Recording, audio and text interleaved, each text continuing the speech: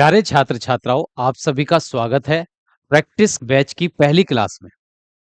इस बैच की पहली क्लास में हम स्टार्ट करेंगे पाठ संख्या 1, जिसका नाम है वास्तविक संख्याएं। तो आज हम प्रैक्टिस करने वाले हैं पाठ संख्या 1, वास्तविक संख्याओं के बहुविकल्पीय प्रश्नों की। इस पाठ से पिछले 5 वर्षों में जितने भी बहुविकल्पीय प्रश्न पूछे गए हैं, सबसे पहले हम उन बहुविकल्पीय प्रश्नों की प्रैक्टिस करेंगे। तो पहला बहुविकल्पीय प्रश्न आपके सामने है।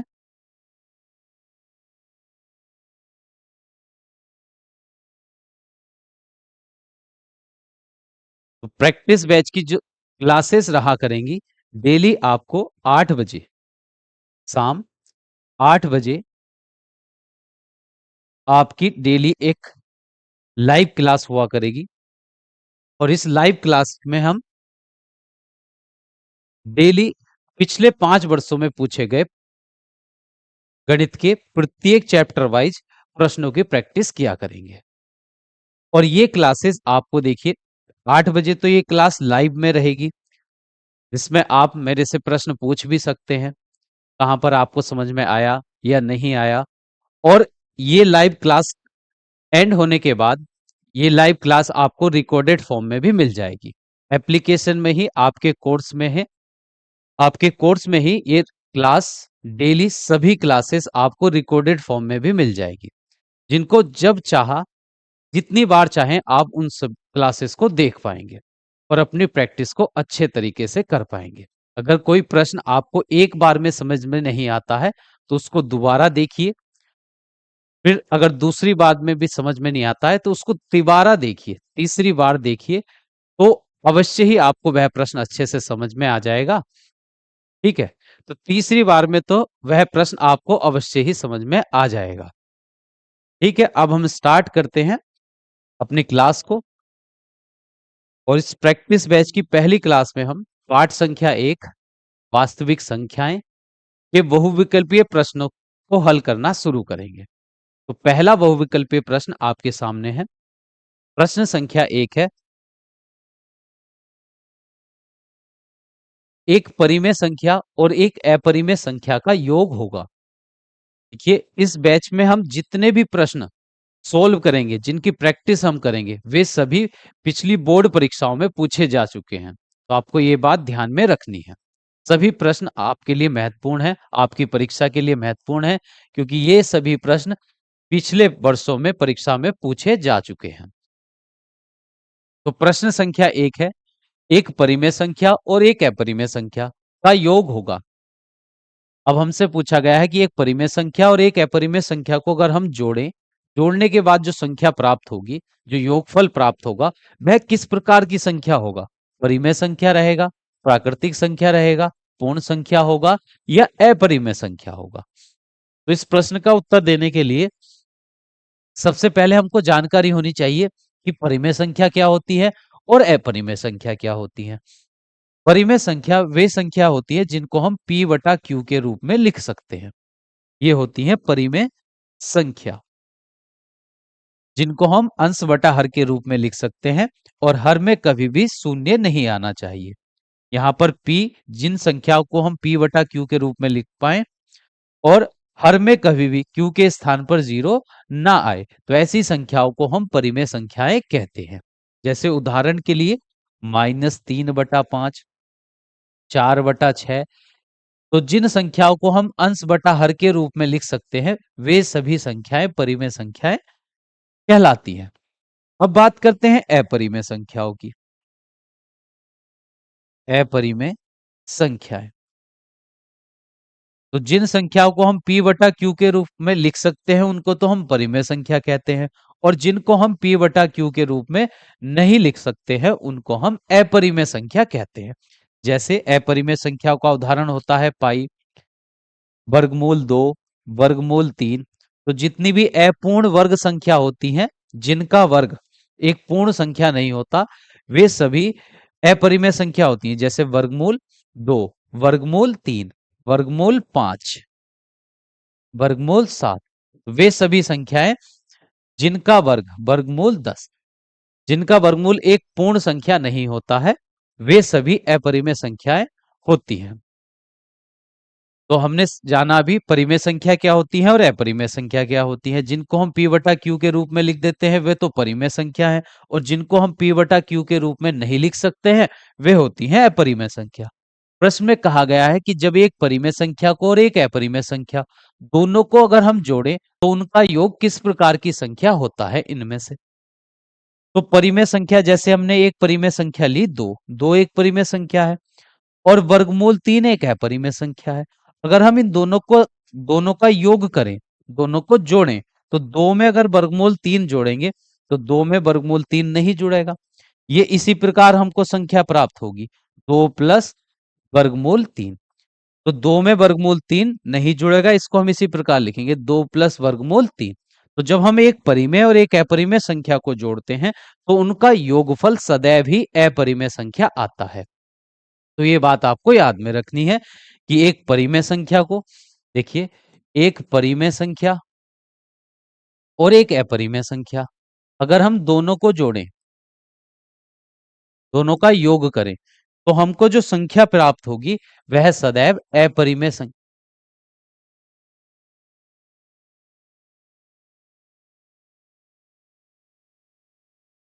तो जब एक परिमेय संख्या और एक अपरिमेय संख्या दोनों को हम जोड़ते हैं तो सदैव हमको अपरिमेय संख्या ही प्राप्त होती है। या एक परिमेय संख्या में एक अपरिमेय संख्या को घटाया जाए, एक परिमेय और अपरिमेय संख्या का अंतर भी एक अपरिमेय संख्या ही होता है। और एक परिमेय संख्या,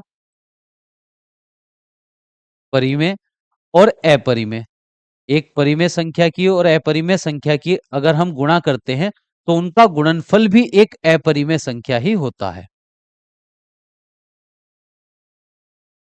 और एक परिमेय संख्या और दूसरी अपरिमेय संख्या, एक परिमेय संख्या को अपरिमेय संख्या से अगर हम भाग करते हैं तब भी उत्तर हमको अपरिमेय संख्या ही प्राप्त होता है। तो ये कुछ बातें आपको ध्यान में रखनी है कि जब एक परिमेय संख्या हो एक अपरिमेय संख्या हो तो दोनों को जोड़ने पर भी हमको अपरिमेय संख्या प्राप्त होगी। एक परिमेय हो एक अपरिमेय संख्या हो, अगर उनको हम घटाएं, उनका अंतर ज्ञात करें तब भी हमको अपरिमेय संख्या प्राप्त होगी। जब एक परिमेय संख्या में अपरिमेय संख्या की गुणा करें तो गुणनफल भी अपरिमेय संख्या ही रहता है। और एक परिमेय संख्या में अपरिमेय संख्या से या अपरिमेय संख्या को एक परिमेय संख्या से भाग करते हैं तब भी उत्तर हमारा अपरिमेय संख्या ही प्राप्त होता है। तो इस प्रश्न का जो सही उत्तर हो जाएगा वह रहेगा विकल्प नंबर डी, अपरिमेय संख्याएं। तो एक बार चैट बॉक्स में जरूर बताइए कि आपको यह प्रश्न अच्छे से क्लियर हुआ या नहीं। फिर हम आगे बढ़ते हैं। ठीक है, जल्दी से बताइए, मैं आपकी चैट देख लेता हूं एक बार।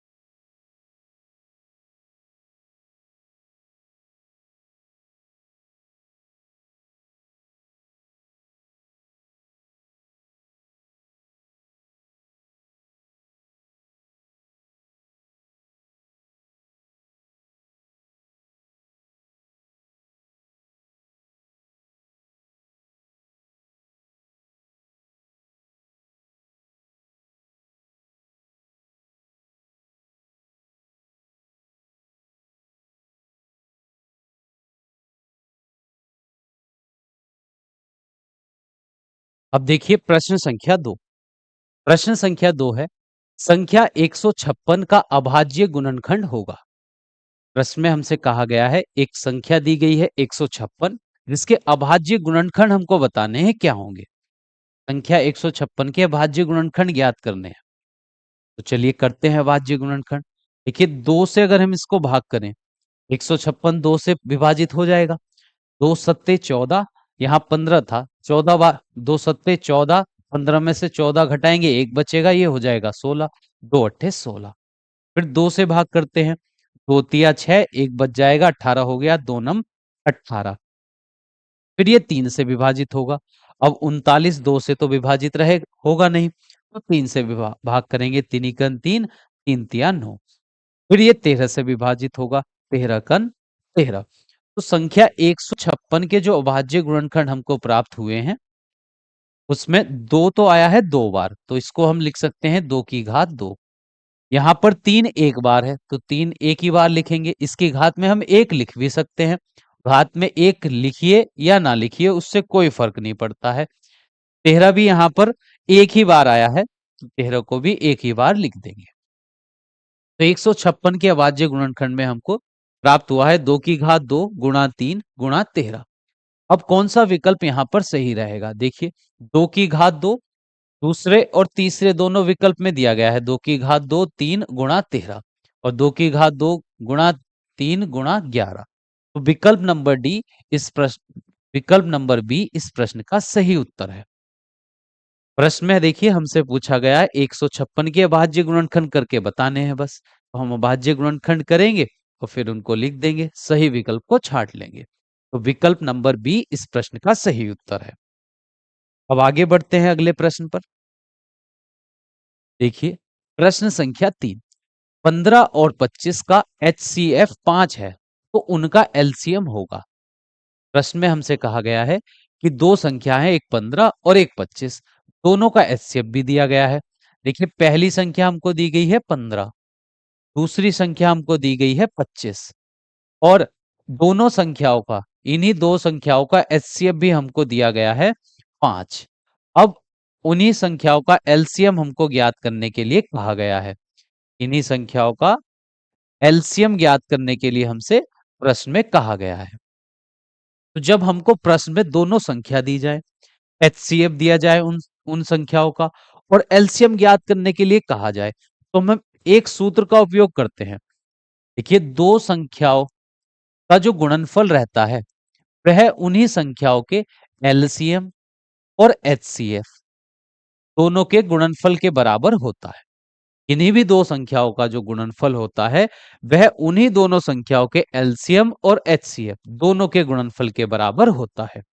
देखिए, एचसीएफ को हम कहते हैं हिंदी में में से और एलसीएम को हिंदी में हम कहते हैं ले से। तो दो संख्याओं का जो गुणनफल होता है, वह उनके ले से और में से के गुणनफल के बराबर रहता है। तो इस सूत्र की मदद से देखिए, इस सूत्र में यहां पर चार चीजें हैं। एक तो है पहली संख्या, दूसरी संख्या, देखिए ये एक, दूसरी संख्या 2 और एलसीएम 3 और एचसीएफ है यहां पर 4। तो इस सूत्र में चार चीजें लिखी हुई हैं, पहली संख्या, दूसरी संख्या, एलसीएम और एचसीएफ। अब अगर इन चारों में से कोई तीन मान आपको दिए जाए, तो चौथा मान आप इस सूत्र की मदद से निकाल सकते हैं। देखिए, अगर सवाल में आपको दूसरी संख्या दी जाए, एलसीएम एचसीएफ दिया जाए, तो पहली संख्या ज्ञात करने के लिए यह सूत्र बन जाएगा कि उन दो संख्याओं का एलसीएम और एचसीएफ दोनों के गुणनफल को हम भाग कर देंगे। देखिए, दूसरी संख्या यहां गुणा में है, उधर जाएगी भाग में। तो अगर आपको पहली संख्या ज्ञात करनी है, तो सूत्र बनेगा एलसीएम गुणा एचसीएफ बटे में आ जाएगा दूसरी संख्या। अगर आपको दूसरी संख्या ज्ञात करनी है, तो एलसीएम और एचसीएफ दोनों का गुणनफल और भाग कर देंगे उनको हम पहली संख्या से। अगर आपको एलसीएम ज्ञात करना हो, दोनों संख्या दी जाए और उनका एचसीएफ दिया जाए, एलसीएम ज्ञात करने के लिए कहा जाए, तो हम सूत्र लगाते हैं पहली संख्या गुणा दूसरी संख्या और भाग कर देंगे एचसीएफ से। अगर प्रश्न में दोनों संख्या दी जाए, एलसीएम भी दिया जाए और एचसीएफ ज्ञात करने के लिए कहा जाए, तो एचसीएफ ज्ञात करने का सूत्र होता है पहली संख्या गुणा दूसरी संख्या और भाग में आ जाएगा एलसीएम। तो इस सूत्र की मदद से देखिए, यहां पर चार चीजें हैं, चार में से अगर कोई सी भी तीन आपको दी जाए, तो चौथी चीज आप यहां से इन सूत्रों की मदद से निकाल सकते हैं। तो जैसे हमारे सवाल में देखिए, पहली संख्या 15, दूसरी संख्या 25 और इन्हीं संख्याओं का एचसीएफ 5 है। अब हमको एलसीएम ज्ञात करना है, तो एलसीएम ज्ञात करने का सूत्र हो जाएगा पहली संख्या गुणा दूसरी संख्या और भाग में आ जाएगा एचसीएफ। तो लिखते हैं यहां एलसीएम ज्ञात करने का सूत्र। तो एलसीएम बराबर पहली संख्या गुणा दूसरी संख्या और बटे में आ जाएगा यहां पर HCF। देखिए पहली संख्या प्रश्न में दी गई है 15, दूसरी संख्या दी गई है 25 और HCF दिया गया है 5। अब 5 से ये 25 विभाजित हो जाएगा 5 बार और 15 की गुणा हम 5 से कर देंगे तो 15 पंजे हो जाएंगे 75। तो इन दोनों संख्याओं का जो एलसीएम है वह आ जाएगा 75। तो ऑप्शन नंबर बी इस प्रश्न का हो जाएगा सही उत्तर। तो ये था हमारा प्रश्न संख्या 3। तो यहां से ये आपको ये सूत्र याद रखने हैं, ध्यान में भी रखने हैं। अगर आपको कोई दो संख्या दी जाए, उनका एलसीएम और एचसीएफ इन चारों में से कोई से तीन अगर आपको दिए जाए तो चौथा मान आप इस सूत्र की मदद से निकाल सकते हैं। अब हम चलते हैं अगले प्रश्न पर। प्रश्न संख्या 4। यदि HCF 35 बराबर 7, देखिए HCF लिखा हुआ है और ब्रैकेट में दो संख्या दी गई है। तो इसका मतलब है, देखिए इस तरह लिखे होने का मतलब है ये जो दो ब्रैकेट में संख्या दी गई है 35 और 49, इन दोनों का HCF ये 7 है और LCM 35 49 होगा। अब इन्हीं दोनों संख्या 35 49 का एलसीएम ज्ञात करने के लिए हमसे कहा गया है। दो संख्या है 35 49, उनका HCF 7 दिया गया है। उन्हीं दोनों संख्या 35 और 49 का एलसीएम ज्ञात करने के लिए हमसे कहा गया है। तो पहली संख्या प्रश्न में हमको दी गई है 35, दूसरी संख्या प्रश्न में हमको दी गई है 49 और उन्हीं संख्याओं का, इन्हीं दोनों संख्याओं का HCF हमको दिया गया है 7। अब हमको एलसीएम ज्ञात करने के लिए कहा गया है। एलसीएम ज्ञात करने के लिए हमसे कहा गया है। तो देखिए अभी हमने पिछले प्रश्न में एक सूत्र समझा था। अगर ये चारों चीजों में से कोई सी तीन चीजें हमको पता होती हैं तो चौथी चीज इस सूत्र की मदद से निकाल सकते हैं। तो यहाँ पर पहली संख्या भी है, दूसरी संख्या भी है, एचसीएफ भी है और एलसीएम हमको ज्ञात करना है। एलसीएम ज्ञात करने का सूत्र रहेगा एलसीएम बराबर पहली संख्या गुणा दूसरी संख्या और बटे में हम रख देंगे HCF उन दोनों संख्याओं का। तो यहाँ पहली संख्या 35 है, दूसरी संख्या यहाँ पर 49 है और HCF है उनका 7। तो 7 हर में आ गया। अब 7 से देखिए हम विभाजित कर सकते हैं 49 को। 7 सत्ते 49। अब 35 और 7 की गुणा कर देंगे। 7 पंजे 35 का 5, हासिल लगे 3, 7 या 21 और 3 हो जाएंगे यहाँ पर 24। तो एलसीएम आ गया है 245। तो किस विकल्प में यह दिया गया है? विकल्प नंबर सी इस प्रश्न का हो जाएगा सही उत्तर 245। ये था प्रश्न संख्या 4। अब देखिए अगला सवाल, प्रश्न संख्या 5। दो संख्याओं के एलसीएम और एचसीएफ क्रम से 168 तथा 6 है। यदि एक संख्या 24 है तो दूसरी संख्या क्या होगी? इस प्रश्न में हमसे को दो संख्याओं का एलसीएम और एचसीएफ दिया गया है कि उनमें से एक संख्या भी दी गई है और दूसरी संख्या ज्ञात करने के लिए हमसे कहा गया है। देखिए दो संख्याओं का एलसीएम दिया गया है 168, दोनों संख्याओं का एचसीएफ भी दिया गया है 6, उनमें से एक संख्या 24 दी गई है और दूसरी संख्या ज्ञात करने के लिए हमसे कहा गया है। इन चारों में से तीन चीजें हमारे पास हैं, चौथी चीज हम कैसे निकाल सकते हैं? देखिए चौथी चीज निकालने का सूत्र हो जाएगा, अब हमको दूसरी वस्तु निकालनी, दूसरी संख्या निकालनी है। तो दूसरी संख्या निकालने का सूत्र है एलसीएम गुणा एचसीएफ और भाग कर देंगे पहली संख्या से। तो लिखते हैं एलसीएम गुणा एचसीएफ और भाग कर देंगे हम दूसरी संख्या से। तो यहां पहली संख्या एलसीएम है उनका 168 गुणा एचसीएफ है 6 और पहली संख्या है 24। तो हर में आ गया 24। अब 6 से 24 को विभाजित कर देंगे, 6 एकन 6 और 6 चौक 24, अंश में 168 और हर में है 4। अब 4 से हम 168 को भाग कर देंगे, तो 4 चौक 16 और 4 दूनी 8। तो यहां दूसरी संख्या हमको प्राप्त हुई है 42। तो 42 ऑप्शन नंबर बी इस प्रश्न का है सही उत्तर। ठीक है। अब देखिए प्रश्न संख्या 6। प्रश्न संख्या 6। एलसीएम 35 और 63, दो संख्या 35 और 63 का एलसीएम हमको दिया गया है ये 315। एचसीएफ 35 63 होगा। इन्हीं दोनों संख्याओं का एचसीएफ हमको ज्ञात करने के लिए कहा गया है। ये प्रश्न में हमको दो संख्या दी गई है। पहली संख्या तो है 35, दूसरी संख्या यहां पर है 63। उन्हीं दो 35 और 63 दोनों का एलसीएम दिया गया है 315। और एचसीएफ ज्ञात करने के लिए हमसे कहा गया है उन्हीं दो संख्याओं का, 35 का और 63 का। तो एचसीएफ ज्ञात करने का सूत्र हो जाएगा जब हमको दोनों संख्या भी ज्ञात हो और उनका एलसीएम भी ज्ञात हो। तो एचसीएफ बराबर होगा पहली संख्या गुणा दूसरी संख्या और भाग कर देंगे एलसीएम से। तो पहली संख्या 35, दूसरी संख्या 63 और हर में आ जाएगा एलसीएम। यहां पर एलसीएम है 315, तो हर में आएगा 315। अब इनको हम विभाजित कर लेते हैं। देखिए 7 से अगर हम भाग दें, 7 नम 63, 7 चौक 28, 3 बचेंगे, 7 पंजे 35, फिर 9 का 9, 9 पंजे 45। अंश में है 35 और हर में है 5। अब 5 से 35 को भाग देंगे तो 7 बार विभाजित होगा, 5 सत्ते 35। एचसीएफ यहां पर आ गया है 7। तो विकल्प नंबर बी इस प्रश्न का है सही उत्तर। तो इस तरह के प्रश्न आपको परीक्षा में देखने को मिल सकते हैं। ये पिछली परीक्षाओं में पूछे हुए प्रश्न हैं सभी। अब देखिए प्रश्न संख्या 7 है। प्रश्न संख्या 7 है 12, 15 और 21 का एलसीएम होगा।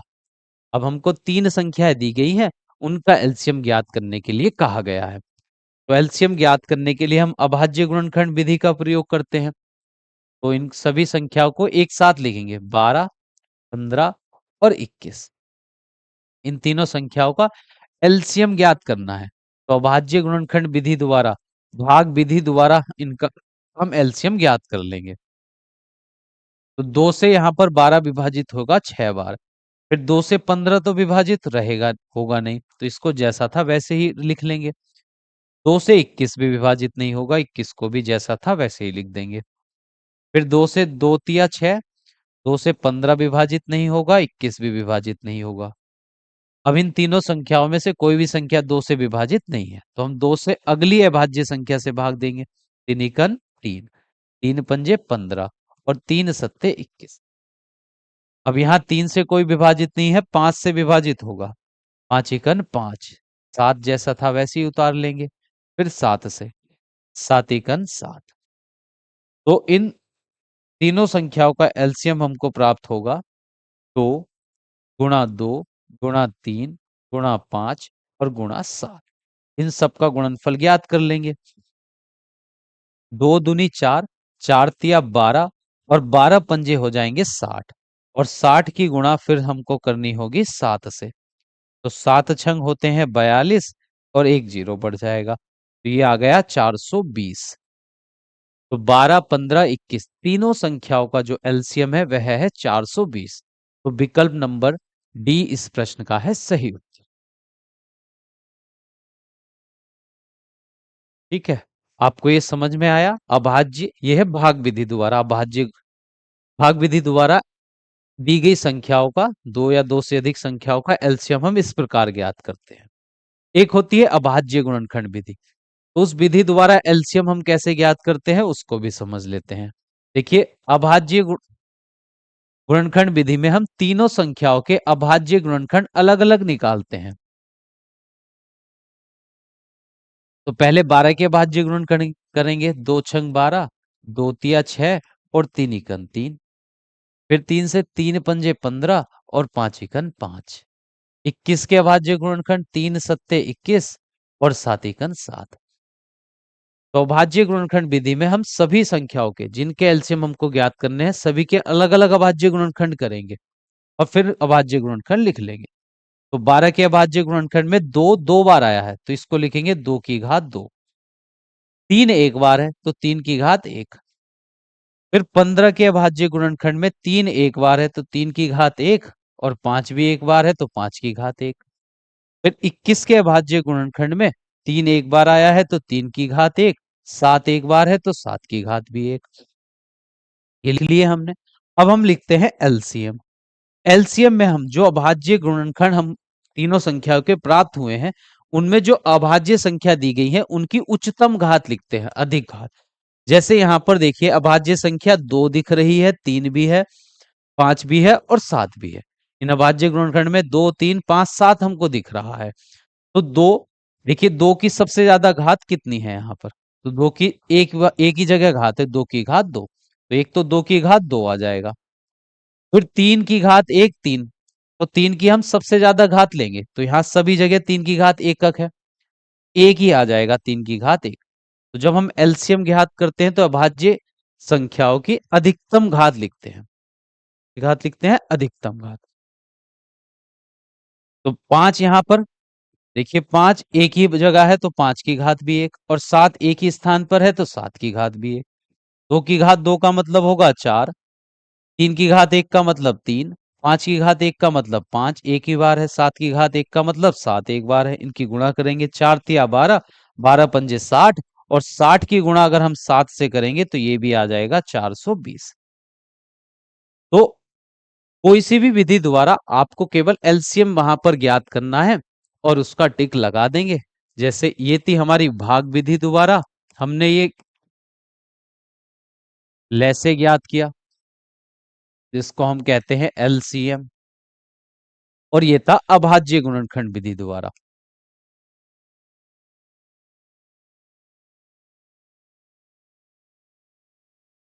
अभाज्य गुणनखंड। ठीक है, जोन सी भी विधि आपको ज्यादा सुविधाजनक लगे उससे एलसीएम निकालिए। अगला सवाल देखते हैं हम।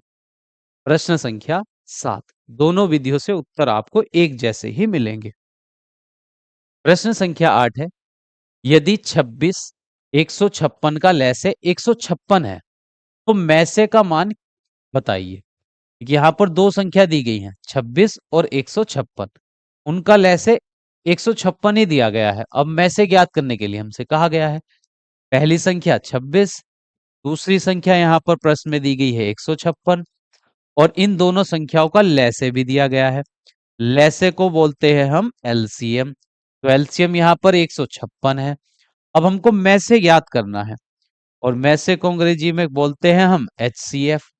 एचसीएफ ज्ञात करने के लिए कहा गया है दो संख्या दी गई हैं, उनका लैसे लैसे भी दिया गया है और मैसे हमको ज्ञात करना है। एलसीएम दिया गया है, एचसीएफ हमको निकालना है। तो एचसीएफ ज्ञात करने का सूत्र होता है एचसीएफ बराबर पहली संख्या गुणा दूसरी संख्या और भाग करते हैं हम एलसीएम से। तो यहाँ पहली संख्या तो 26 है, दूसरी संख्या 156 है, और एलसीएम यहाँ पर है, एलसीएम भी है 156। तो 156 से 156 कट गया और यहाँ पर बच गया केवल 26। तो में से है उनका एचसीएफ है यहाँ पर 26। तो विकल्प नंबर दूसरा जो है इस प्रश्न का सही उत्तर है। अब चलते हैं अगले प्रश्न पर। देखिए प्रश्न संख्या 9। प्रश्न संख्या 9 में कहा गया है संख्याओं 175 तथा 91 का एचसीएफ होगा। यहाँ पर दो संख्या दी गई है 175 और 91, दोनों संख्याओं का एचसीएफ हमसे पूछा है। एचसीएफ निकालते हैं इनका। तो एचसीएफ निकालने के लिए हम अभाज्य गुणनखंड विधि का उपयोग करेंगे। तो अलग अलग दोनों संख्याओं का पहले हम अभाज्य गुणनखंड करते हैं। 2 से तो ये विभाजित होगा नहीं, 3 से भी विभाजित नहीं होगा, ये होगा 5 से। 5 तिया 15, बचेंगे 2, हो जाएगा 25, 5 पंजे 25, फिर 5 सत्ते 35 और 7 एकन 7। 91 के अभाज्य गुणनखंड ये 7 से विभाजित होगा, 7 एकन 7, 2 बचेंगे, 7 तिया 21 और फिर 13 कन 13 हो जाएगा। तो 175 के अभाज्य गुणनखंड में हमको 5 की घात तो 2, 5 दो बार आया है यहाँ पर, और 7 एक बार आया है, तो 7 की घात 1 लिखेंगे। 91 के अभाज्य गुणनखंड में 7 एक बार है तो 7 की घात 1, और 13 भी यहाँ पर एक बार है तो 13 की घात 1। अब हमको एचसीएफ ज्ञात करना है में से। तो जब हम में से ज्ञात करते हैं, तो जब इन दो संख्याओं का में से हमको ज्ञात करना है, तो दोनों संख्याओं के अभाज्य गुणनखंड में जो एक जैसी अभाज्य संख्या है, उनकी हम न्यूनतम घात लिखते हैं।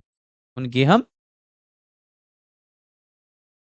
उनकी हम न्यूनतम घात लिखते हैं। तो यहां देखिए, एक जैसी अभाज्य संख्या, पहली संख्या के अभाज्य गुणनखंड में 5 था और 7 था, दूसरी संख्या के अभाज्य गुणनखंड में 7 और 13 है। तो दोनों संख्या के अभाज्य गुणनखंड में एक 7 जो है दोनों में आ रहा है। तो जो उभयनिष्ठ अभाज्य संख्या होती है, उसकी न्यूनतम घात लिखते हैं, कम वाली घात लिखते हैं। तो यहाँ तो 7 की घात 1 है, यहाँ भी 7 की घात 1, कम वाली घात यहाँ 7 की घात 1 ही हो जाएगी। तो 7 की घात 1 का मतलब है 7 एक ही बार है बस गुणा में। तो 7, इन दोनों संख्याओं का एचसीएफ है 7। तो विकल्प नंबर बी इस प्रश्न का है सही उत्तर। ये है विकल्प नंबर बी इस प्रश्न का सही उत्तर है। अब अगला सवाल देखिए, प्रश्न संख्या 10, निम्नलिखित संख्याओं में कौन सी संख्या एक परिमेय संख्या होगी। यहाँ पर कुछ विकल्प हमको दिए गए हैं और हमसे पूछा है कौन सी संख्या परिमेय संख्या है। परिमेय संख्या वे संख्याएं होती हैं जिनको हम अंश बटा हर के रूप में लिख सकते हैं, और कभी भी हर में जीरो नहीं आना चाहिए, वे होती है परिमेय संख्या। अब हमको बताना है इन चारों विकल्प में से कौन से विकल्प में परिमेय संख्या दी गई है। अब पहले विकल्प की बात करते हैं। देखिए, पहला विकल्प में अंश में दिया गया है वर्गमूल 3, हर में है वर्गमूल 5। अंश में भी अपरिमेय संख्या है और हर में भी अपरिमेय संख्या है। और अपरिमेय संख्या को अगर देखिए, रूट वर्गमूल 3 और वर्गमूल 5, तो इसको हम वर्गमूल 3/5 लिखेंगे। तो ये तब भी वर्गमूल के अंदर ही रहेगी ये संख्या। तो ये एक अपरिमेय संख्या है।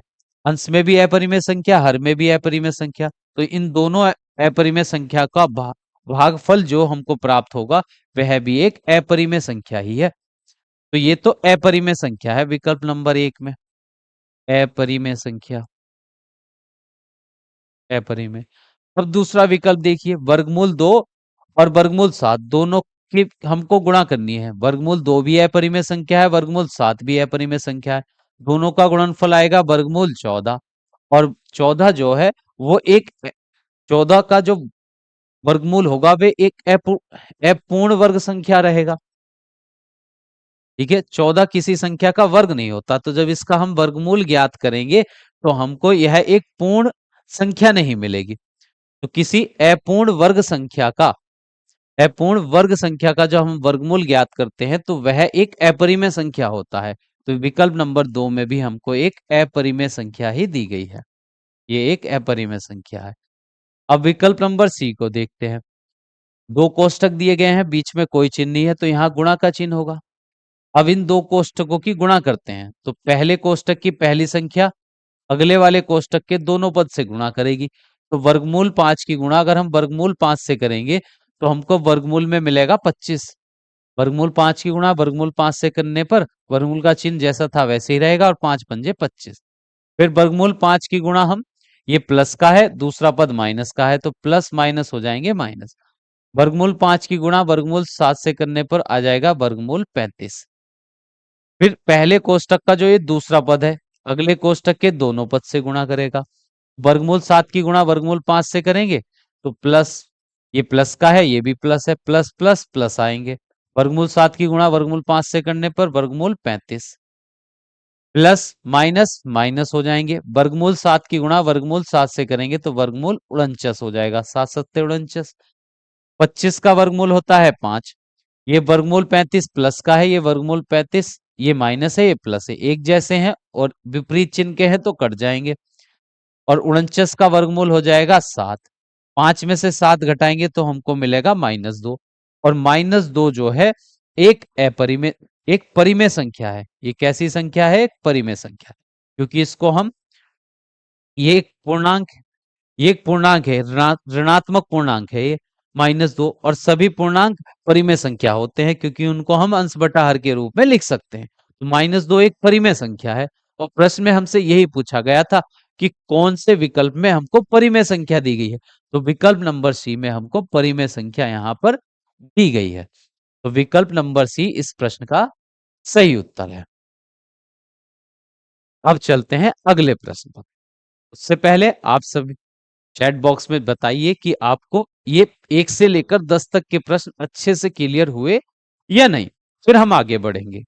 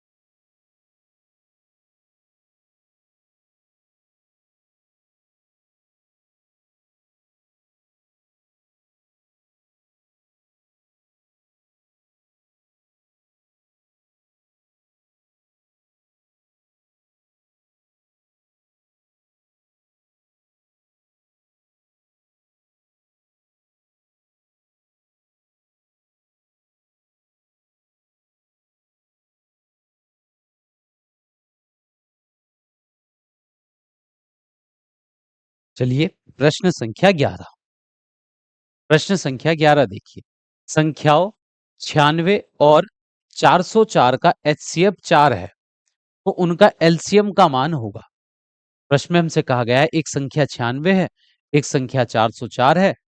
उन दोनों संख्याओं का एचसीएफ में से 4 है और एलसीएम ज्ञात करने के लिए हमको कहा गया है, लैसे ज्ञात करने के लिए हमसे कहा गया है। तो पहली संख्या यहां पर है 96, दूसरी संख्या प्रश्न में हमको दी गई है 404 और एचसीएफ हमको यहां पर दिया गया है 4 और एलसीएम ज्ञात करने के लिए हमसे कहा गया है।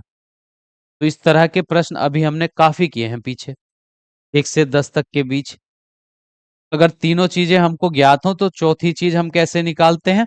इस सूत्र की मदद से निकालते हैं कि हमको पता है कि दो संख्याओं का जो गुणनफल होता है वह उन्हीं संख्याओं के एलसीएम और उनके एचसीएफ के बराबर होता है। तो इस सूत्र से हमको एलसीएम यहां पर ज्ञात करना है। तो एलसीएम ज्ञात करने का सूत्र बन जाएगा, देखिए एलसीएम हमको निकालना है तो एलसीएम को दाहिने पक्ष में अकेला छोड़ देंगे, उसके गुणा में एचसीएफ है, ये बाएं पक्ष में भाग में आ जाएगा। तो एलसीएम ज्ञात करने का सूत्र बनेगा पहली संख्या गुणा दूसरी संख्या और हर में आ जाएगा एचसीएफ। तो यहां पर हमको एलसीएम निकालना था, तो पहली संख्या यहां पर है 96 और दूसरी संख्या यहां पर है 404 और एचसीएफ यहां पर है 4, तो हर में आ जाएगा 4। अब 4 से 96 को भाग करते हैं, या 4 से हम इस 404 को भाग करते हैं, 4 एकन 4 0 और 4 एकन 4, ये 96 गुणा 101 दोनों की गुणा कर देंगे। 96 की गुणा 1 से करने पर 96 आएगा और यहाँ 6 लिखेंगे, हासिल 9। 96 का पढ़ा जीरो में पढ़ेंगे, जीरो आएगा, हासिल 9 है तो 9 आ जाएगा। 96 की गुणा 1 से करेंगे तो आ जाएगा 96। तो ये 9696 इन दोनों संख्याओं का एलसीएम है। एलसीएम में विकल्प नंबर डी में ये संख्या हमको दी गई है, तो विकल्प नंबर डी इस प्रश्न का सही उत्तर है। अब अगला सवाल देखिए। प्रश्न संख्या 12 दिया है एचसीएफ 99 और 153 बराबर 9। ये इस तरह लिखने का मतलब होता है कि ब्रैकेट के अंदर जो दो संख्या दी गई हैं उनका एचसीएफ 9 है। पहली संख्या यहां पर 99 हमको दी गई है, दूसरी संख्या यहां पर हमको 153 दी गई है और उन दोनों संख्याओं का एचसीएफ यहां पर हमको दिया गया है 9 और 99 और 153 का एलसीएम ज्ञात करने के लिए हमसे कहा गया है। तो एलसीएम यहां पर हमको ज्ञात करना है। तो एलसीएम ज्ञात करने का सूत्र बनेगा पहली संख्या गुणा दूसरी संख्या और भाग में आ जाएगा एचसीएफ। तो यहाँ पहली संख्या हमारी है 99, दूसरी संख्या यहाँ पर है 153 और हर में उन्हीं दोनों संख्याओं का एचसीएफ है 9, तो यहाँ पर 9 रख देंगे। अब 9 से ये 99 विभाजित होगा 11 बार, 9 एकन 9 और 9 एकन 9, 11 की गुणा कर देंगे 153 से। 11 का पढ़ा 3 बार पढ़ने पर 3 हासिल लगेंगे 3। 11 का पढ़ा 5 बार पढ़ेंगे 55 आएगा, और 3 हासिल थे तो हो गए 58। और 8 हासिल लगे 5। 11 कन 11 और 5 हो जाएंगे यहाँ पर 16। तो ये आया 1683। 1683 विकल्प नंबर ए में दिया गया है। तो इस प्रश्न का सही विकल्प है विकल्प ए। तो इस तरह का प्रश्न देखिए पिछले वर्षों में कितनी बार पूछा गया है। कभी आपको दोनों संख्या दी जाएंगी, एचसीएफ दिया जाएगा, एलसीएम ज्ञात करने के लिए कहा जाएगा। या दोनों संख्या दी जाएंगी, एलसीएम भी दिया जाएगा, एचसीएफ ज्ञात करने के लिए कहा जाएगा। या दो संख्याओं का एलसीएम एचसीएफ दिया जाएगा और उन दोनों संख्याओं में से कोई एक संख्या दी जाएगी, दूसरी संख्या आपको ज्ञात करनी है। तो इस सूत्र की मदद से आप इस तरह के प्रश्नों को आसानी से हल कर पाए। तो एक प्रश्न इस तरह का आपके बोर्ड में अवश्य ही आता। अब देखिए प्रश्न संख्या 13। प्रश्न संख्या 13 है, संख्या 144 के अभाज्य जो है। अब इस संख्या को एक 144 के अभाज्य लिए हम 144 के अभाज्य करो तो से 100 भाग करें फिर 6 करके 2 से भाग करेंगे एक बचेगा यहाँ पर 12 हो जाएगा, तो 12 फिर 4 से भाग करेंगे। भाग करने का 4 से भाग करने का मतलब होता है संख्या का आधा करना। तो जब हमने 2 से 144 को भाग दी तो 144 का आधा आ गया 72। 72 को जब हमने 2 से भाग की तो 72 का आधा आ गया 36। और 36 को 2 से भाग करेंगे तो इसका आधा हो जाएगा 18। 18 को 2 से भाग करेंगे तो इसका आधा हो जाएगा 9। अब 9 2 से पूरा पूरा विभाजित नहीं होगा, तो अगली अभाज्य संख्या 3। 3 से 3 तिया 9 और 3 एकन 3। एक बात आपको हमेशा याद रखनी है कि जब हम किसी संख्या के अभाज्य गुणनखंड करते हैं तो केवल अभाज्य संख्याओं से ही भाग करते हैं। दो तरह की संख्या होती हैं, एक भाज्य और एक होती है अभाज्य। एक भाज्य और एक होती है अभाज्य। अभाज्य संख्या उन संख्याओं को कहते हैं जो केवल एक से विभाजित होती हैं या स्वयं से विभाजित होती हैं। जैसे दो, दो सबसे छोटी अभाज्य संख्या है और ये सम संख्या भी है। 2, 3, 5, 7, 11, 13, 17, 19 इस प्रकार वे संख्याएं जो केवल स्वयं से विभाजित हो, अपना आप से विभाजित होती हैं या एक के पहाड़े से विभाजित होती है, उनको हम कहते हैं अभाज्य संख्या। इनको अंग्रेजी में बोलते हैं प्राइम नंबर। और दूसरी होती है भाज्य संख्या। तो जो संख्याएं एक से भी विभाजित हो, स्वयं से भी विभाजित हो और किसी अन्य संख्या से भी विभाजित हो, तो जिन संख्याओं के दो से ज्यादा गुणनखंड होते हैं, दो से ज्यादा संख्याओं से भी विभाजित होती हैं, उनको हम भाज्य संख्या कहते हैं। तो जो अभाज्य नहीं होती वे संख्या भाज्य होती हैं। जैसे 4, 6, 8, 9, 10, 12, 14, 15 ये सभी संख्या कैसी हैं? ये भाज्य संख्या ऐसे चलती रहेंगी जिनके दो से ज्यादा गुणनखंड होते हैं। जैसे ये 4 है, 4 एक से भी विभाजित होगा, दो से भी विभाजित होगा और 4 से भी विभाजित होगा। तो 4 के 3 गुणनखंड हो गए, 3 गुणनखंड है, ये 3 संख्याओं से विभाजित होगा। तो जिन संख्याओं के केवल 2 गुणनखंड हो, केवल 2 गुणनखंड हो, एक तो एक और एक वह संख्या खुद, तो उनको हम कहते हैं अभाज्य संख्या, अंग्रेजी में प्राइम नंबर। भाज्य संख्या वे होती है जिनके दो से ज्यादा गुणनखंड होते हैं, जिसको अंग्रेजी में इनको हम बोलते हैं कंपोजिट नंबर। तो आपको ये परिभाषा भी याद होनी चाहिए कि अभाज्य संख्या कौन सी होती है, जिनके केवल 2 गुणनखंड हो, एक एक और एक वह संख्या खुद। जैसे 2 है, 2 केवल एक के पहाड़े में आएगा और 2 के पहाड़े में आएगा। 3 एक से विभाजित होगा या 3 से ही विभाजित होगा। तो ये सभी अभाज्य संख्या है, इनके केवल 2 गुणनखंड रहते हैं। और भाज्य संख्या जिनके 2 से ज्यादा गुणनखंड हो, ठीक है, तो उनको हम बोलते हैं भाज्य संख्याएं। और एक जो है, एक ना तो भाज्य संख्या है, देखिए एक ना तो भाज्य संख्या होता है और ना अभाज्य संख्या होता है। ये भी आपको याद रखना है, क्योंकि एक केवल एक से ही विभाजित होता है। तो ना तो ये भाज्य है और ना ही ये अभाज्य है, क्योंकि इसका केवल एक ही गुणनखंड है, ये खुद। और अभाज्य संख्याओं की परिभाषा होती है जिसके दो गुणनखंड हो, एक एक और एक वो खुद। अभाज्य संख्याओं के दो गुणनखंड भाज्य संख्याओं के दो से ज्यादा होते हैं, और एक का केवल एक ही गुणनखंड है, यह एक खुद। तो ना तो ये भाज्य है ना अभाज्य संख्या है। ये आपको याद रखना। और प्रश्न में हमसे कहा गया था 144 के अभाज्य गुणनखंड क्या होंगे। तो 144 के अभाज्य गुणनखंड में हमने देखा दो कितनी बार आया, एक दो तीन चार, तो दो की घात चार। तीन यहां दो बार है, तो तीन की घात हम लिखेंगे दो। अब देखते हैं कौन से विकल्प में दिया गया है, दो की घात चार तीन की घात दो। तो दो की घात चार तीन की घात दो, विकल्प नंबर ए ही इस प्रश्न का सही उत्तर है। विकल्प नंबर ए।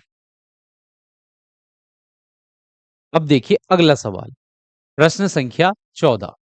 दो संख्याओं ए और बी एचसीएफ 5।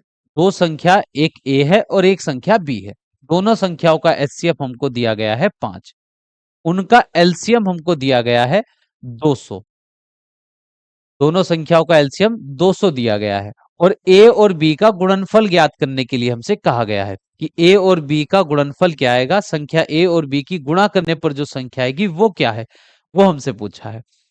तो एक पहली संख्या तो यहां पर ए दी गई है, दूसरी संख्या हमको दी गई है बी। इन दोनों संख्याओं का एचसीएफ हमको दिया गया है 5, और इन्हीं दो संख्याओं का एलसीएम हमको दिया गया है 200। अब दोनों संख्याओं का गुणनफल ज्ञात करने के लिए हमसे कहा गया है। तो हमारे पास एक सूत्र है कि दो संख्याओं का जो गुणनफल होता है वह उनके एलसीएम और एचसीएफ दोनों के गुणनफल के बराबर रहता है। तो पहली संख्या यहां पर ए है, ए लिखते हैं। दूसरी संख्या बी है, बी लिख देंगे। तो ये ए और बी के गुणनफल को ही तो व्यक्त कर रहा है, ये चीज जो हमने लिखी है ए गुणा बी, इसका मतलब है ए और बी का गुणनफल। एलसीएम यहां पर हमको दिया गया है 200 और एचसीएफ दिया गया है 5। तो 5 की गुणा 200 से करेंगे, 0 0 2 पंजे 10। ए गुणा बी, दो ए और बी का जो गुणनफल है वो किसके बराबर आया है, 200, 1000 के बराबर आया है। तो विकल्प नंबर बी इस प्रश्न का हो जाएगा सही उत्तर। यहीं पर तो 1000 दिया गया है। सवाल में हमको पहली संख्या ए बताया गया, दूसरा संख्या बी बताया गया।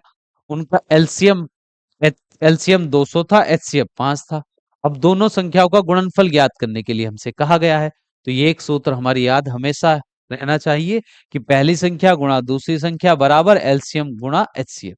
दो संख्याओं का गुणनफल उनके एलसीएम और एचसीएफ के गुणनफल के बराबर रहता है।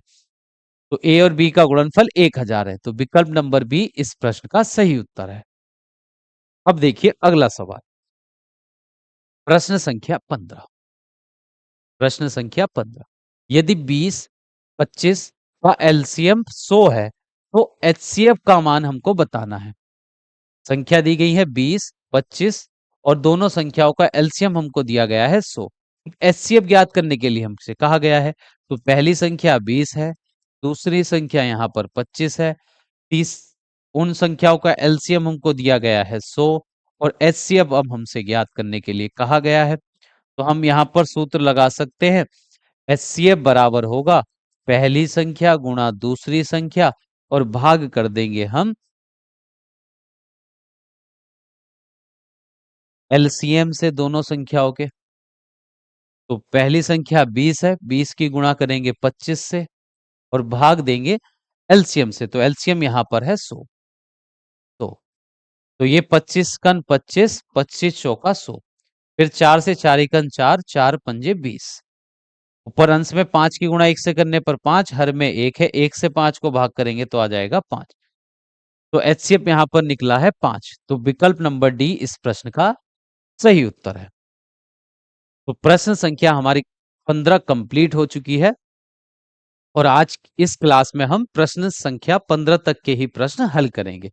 नेक्स्ट क्लास में अगले प्रश्न हल करेंगे, और नेक्स्ट प्रश्न अगले प्रश्न हम कल शाम 8 बजे ही करेंगे। तो डेली आपकी लाइव क्लास जो हुआ करेगी वो डेली शाम 8 बजे रहा करेगी, और लगभग 45 से 50 मिनट की डेली क्लास चलेगी इस बैच में, जिसमें हम चैप्टर वाइज प्रीवियस ईयर्स, पहले वर्षों में जो पूछे गए प्रश्न हैं, उनकी प्रैक्टिस करेंगे। तो आपको डेली 8 बजे, शाम 8 बजे लाइव क्लास के माध्यम से जुड़ना है। और ये क्लास कंप्लीट होने के बाद, कुछ समय के बाद आपके कोर्स में रिकॉर्डेड फॉर्म में भी अवेलेबल हो जाएगी।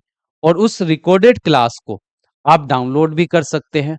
और जब आपके फोन में अगर डेटा ना हो, तब भी आप उस क्लास को मन चाहे जितनी बार, जब आपको लगे कि हमको कुछ क्वेश्चन समझ में नहीं आ रहे हैं, तो इस क्लास को आप जितनी चाहे जितनी बार देख पाएंगे। तो मिलते हैं, आज के लिए इतना ही। मिलते हैं नेक्स्ट क्लास में कल शाम 8 बजे।